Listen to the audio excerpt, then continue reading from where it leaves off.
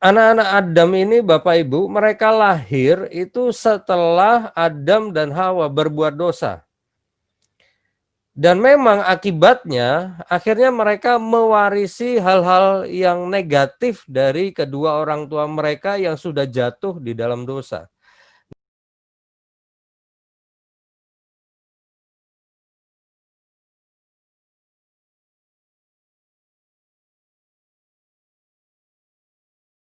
Anak-anak Adam itu di dalam Alkitab beberapa orang disebut namanya. Yang disebut namanya di dalam Alkitab yang kita miliki sekarang ini, versi terjemahan dari LAI, itu ada Kain, Habil, dan Set. Jadi ada 3 nama dari Adam dan Hawa, Kain, Habil, dan Set. Tapi di Alkitab itu di Kejadian pasal 5 ayat 4, di situ kita bisa baca Bapak Ibu bahwa anak-anak Adam dan Hawa itu lebih dari 3 orang. Bahkan ada laki-laki dan juga perempuan. Jadi anak-anak Adam dan Hawa itu bukan hanya laki-laki semua atau hanya 3 orang, tapi lebih dari itu. Kalau Bapak Ibu ingin tahu beberapa nama dari anak-anak Adam dan Hawa, itu kita mesti lihat referensi lain. Saya sudah temukan ada referensi lain menyebutkan beberapa orang anak-anak perempuan dari Adam dan Hawa. Ya, itu sumbernya bisa dilihat di kitab Yobel, lalu ada kitab yang lain. Di situ ada disebut tentang anak-anak Adam dan Hawa beberapa orang. Tapi saya tidak mengatakan bahwa itu bisa dipegang sepenuhnya referensi versi yang lain, tapi untuk wawasan bolehlah. Tapi yang jelas di Alkitab jelas disebut anak-anak Adam dan Hawa itu lebih dari 3 orang dan terdiri dari anak-anak laki-laki dan perempuan. Anak-anak Adam ini Bapak Ibu, mereka lahir itu setelah Adam dan Hawa berbuat dosa, melanggar perintah Tuhan yang cuma satu pada waktu itu, yaitu jangan makan pohon pengetahuan baik dan jahat. Ya, mereka melanggar firman itu, mereka berbuat dosa, dan setelah peristiwa itu baru anak-anaknya lahir.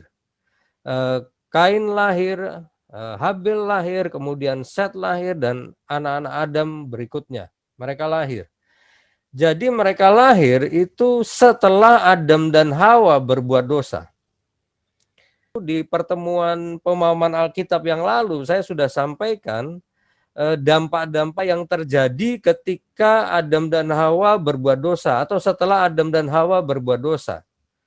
Ada beberapa dampak, ada beberapa kehilangan, kerugian yang dialami oleh Adam dan Hawa. Nah, salah satunya adalah kerugian besarnya itu rupa dan gambar Allah itu jadi rusak. Akibatnya setelah Adam dan Hawa punya anak, Alkitab menyebutkan bahwa anak-anaknya itu mewarisi rupa dan gambar Adam, sudah bukan lagi rupa dan gambar Allah. Nanti ayatnya akan saya tunjukkan, yaitu ayatnya tentang kelahiran Set. Jadi waktu Set lahir, dikatakan dia mewarisi rupa dan gambar ayahnya, yaitu Adam. Jadi rupa dan gambar Tuhan sudah tidak lagi diwarisi oleh anak-anak Adam. Lalu hal yang lain yang diwarisi oleh anak-anak Adam itu adalah dosa dan juga maut. Jadi sesuai yang disebut Alkitab, melalui satu orang maka dosa itu masuk dalam kehidupan manusia. Dan bukan hanya dosa, tapi maut juga masuk dalam kehidupan manusia melalui satu orang, yaitu Adam. Nah, kemudian hal yang lain lagi yang diwarisi oleh keturunan Adam dan Hawa, yaitu kutuk atas tanah. Ya, saya ulangi lagi, yang ketiga yang diwarisi oleh Adam dan Hawa kepada anak-anaknya yaitu kutuk atas tanah. Nanti secara rinci soal kutuk atas tanah ini akan saya sampaikan lebih dalam itu di pelajaran tentang Nuh dan air bah. Ya, itu nanti kita akan tahu kutuk atas tanah ini. Nah, Bapak Ibu, ketiga hal ini diwariskan kepada anak-anak Adam setelah Adam dan Hawa jatuh dalam dosa.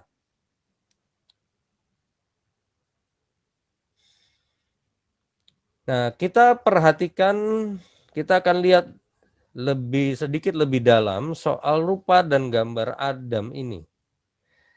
Ya, di Kejadian pasal 5 ayat 3, Bapak Ibu, di situ ada tertulis, setelah Adam hidup 130 tahun, ia memperanakkan seorang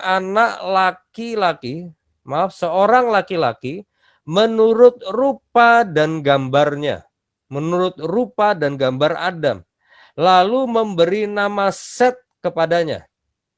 Jadi Bapak Ibu, kita sudah tidak lagi melihat bahwa rupa dan gambar Allah itu disebut di sini. Bapak Ibu, rencana Tuhan dari mula setelah Adam dan Hawa diciptakan, rencana Tuhan adalah ketika mereka punya anak-anak, jadi kalau mereka tidak jatuh dalam dosa, ya mereka terus hidup di dalam kekudusan Tuhan, maka rencana dari mula Adam dan Hawa ini mewariskan rupa dan gambar Allah di dalam diri anak-anak mereka. Itu rencana Tuhan dari mula, yaitu mewarisi rupa dan gambar Tuhan kepada anak-anak mereka. Tapi setelah Adam dan Hawa jatuh di dalam dosa, rupa dan gambar Tuhan ini rusak, Bapak Ibu. Nah, akibatnya Adam tidak lagi mewarisi rupa dan gambar Allah, tapi rupa dan gambarnya sendiri kepada anak-anaknya. Nah, Bapak Ibu, ini adalah kerugian yang besar dan itu terjadi sampai hari ini. Rupa dan gambar yang sudah rusak ini diwariskan turun-temurun. Akibatnya rupa dan gambar Tuhan itu harus dipulihkan kembali. Dan pemulihan rupa dan gambar Tuhan ini itu tidak bisa dalam waktu semalam, itu harus step by step dari hari ke hari. Rupa dan gambar Tuhan itu harus dipulihkan dalam waktu yang cukup lama. Bahkan mungkin seumur hidup kita akan terus mengalami pemulihan rupa dan gambar Tuhan di dalam hidup kita. Karena apa? Karena setelah Adam bikin dosa, berbuat dosa, maka rupa dan gambarnya sendiri itu yang diwariskan ke anak-anaknya, bahkan seluruh keturunan dari Adam dan Hawa. Dan itu sebabnya Bapak Ibu sekalian sampai hari ini salah satu target dari pertumbuhan rohani yang harus disadari oleh setiap gereja Tuhan itu adalah pulihnya rupa dan gambar Tuhan. Hanya sekarang rupa dan gambar Tuhan itu kita warisi melalui Tuhan Yesus Kristus. Jadi rupa dan gambar Tuhan melalui Tuhan Yesus Kristus itu yang harus dipulihkan dari waktu ke waktu. Gereja harus menyadari hal ini bahwa sasaran dari pertumbuhan rohani jemaat-jemaatnya adalah menuju rupa dan gambar Kristus. Dan itu memang perlu waktu, perlu ketekunan dan kesabaran. Nah, Bapak Ibu, saya akan lanjut lagi di slide yang berikut ini. Bapak Ibu perhatikan, kita tahu ayat ini. Di Kejadian 1 ayat 27, di situ ada ayat mengatakan, maka Allah menciptakan manusia itu, yang dimaksud manusia ini Adam dan Hawa, menurut gambarnya, menurut gambar Allah diciptakannya dia, laki-laki dan perempuan diciptakannya mereka. Jadi Bapak Ibu, ini ketika Adam dan Hawa diciptakan, mereka diciptakan dengan memiliki rupa dan gambar Tuhan. Itu kalau di Mazmur pasal 8 Bapak Ibu, itu ada satu kalimat yang juga menggambarkan hal ini. Jadi awalnya mereka diciptakan seperti itu. Kenapa kok Adam dan Hawa diciptakan menurut rupa dan gambar Tuhan? Alasannya sederhana, karena ketika Tuhan menciptakan Adam dan Hawa, Tuhan itu menciptakan anak-anak bagi dirinya. Nah, di Lukas pasal 3 ayat 38, di situ ada kalimat mengatakan anak Enos, anak Set, anak Adam, anak Allah. Ya, saya ulangi lagi di Lukas pasal 3 ayat 38, di situ ada kalimat mengatakan anak Enos, anak Set, kemudian anak Adam, lalu yang terakhir disebut anak Allah. Nah, Bapak Ibu, cara baca ayat ini itu sebenarnya begini. Anak Enos, Enos anak Set. Jadi kalau kita baca Alkitab Bapak Ibu soal keturunan Adam dan Hawa, kita akan menemukan bahwa Enos itu anaknya Set. Kemudian Set anak Adam. Kita tahu betul hal itu. Set anak Adam. Kemudian yang terakhir disebutkan Adam anak Allah. Jadi Bapak Ibu, Adam dan Hawa itu ketika mereka diciptakan sebagai anaknya Tuhan. Itu sebabnya mereka memiliki rupa dan gambar bapaknya, yaitu Tuhan. Nah, sayangnya setelah Adam dan Hawa itu berbuat dosa, maka gambar dari rupa dan gambar Tuhan ini kemudian rusak. Di dalam rupa dan gambar Tuhan ini, di situ ada karakter-karakter Tuhan, sifat-sifat Tuhan. Nah, setelah kejatuhan Adam dan Hawa, sifat dan karakter Allah ini itu jadi rusak, Bapak Ibu. Dan setelah itu tidak lagi diwarisi Adam dan Hawa kepada anak-anaknya. Nah, kemudian soal kutuk atas tanah, Bapak Ibu, itu ayatnya ada di Kejadian 3 ayat 18. Di situ dikatakan, maka terkutuklah tanah karena engkau. Jadi kutuk ini diucapkan Tuhan setelah Adam berbuat dosa. Maka kutuknya adalah terkutuklah tanah. Jadi tanah yang dikutuk. Karena siapa? Karena Adam. Dengan bersusah payah, engkau akan mencari rezekimu dari tanah seumur hidupmu. Semak duri dan rumput duri yang akan dihasilkannya bagimu. Dan tumbuh-tumbuhan di padang akan menjadi makananmu.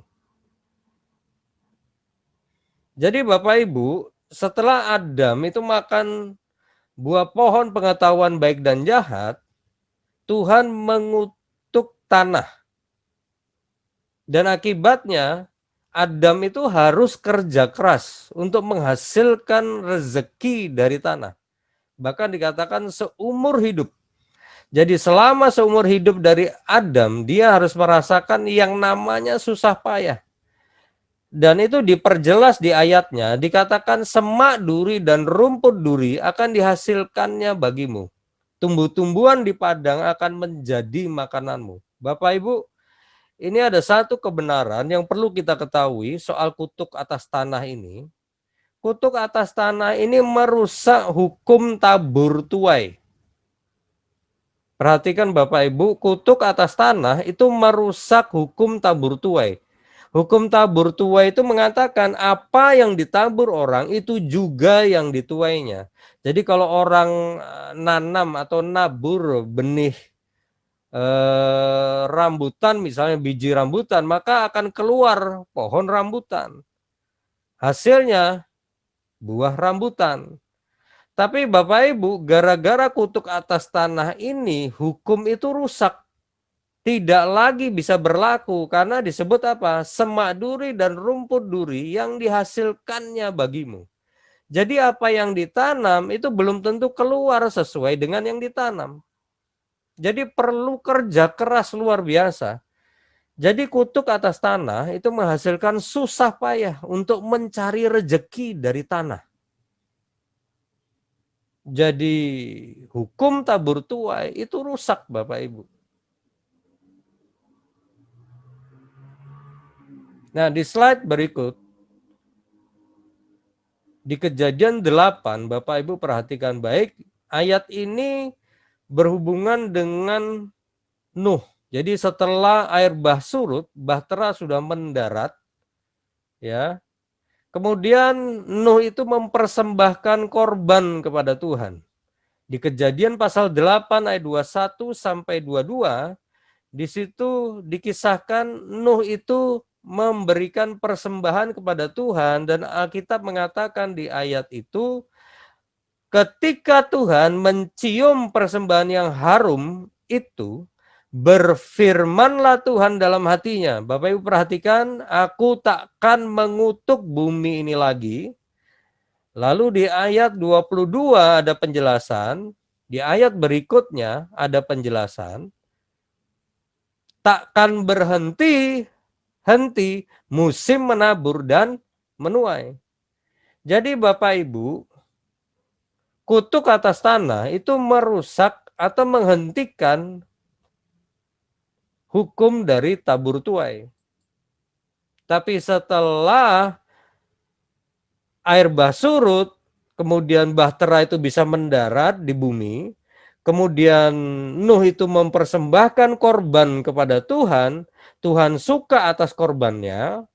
Alkitab mengatakan Tuhan berfirman di dalam hatinya, dia tidak akan mengutuk bumi ini lagi.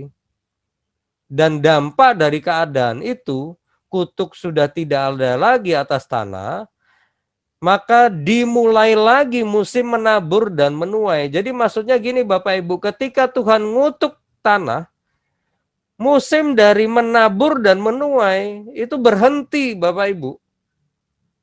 Istilah saya jadi rusak hukum tabur tuai. Musim menabur dan menuai itu jadi berhenti. Artinya apa yang ditabur orang itu tidak akan menghasilkan sesuai dari apa yang dia tabur. Akibatnya setengah mati. Dan itu yang dialami oleh Adam. Bahkan Alkitab mengatakan seumur hidupnya. Dan kutuk atas tanah ini baru berhenti ketika Nuh itu mempersembahkan korban. Jadi setelah Nuh mempersembahkan korban, Tuhan senang terhadap korbannya Nuh itu, maka Tuhan memulai kembali musim menabur dan menuai.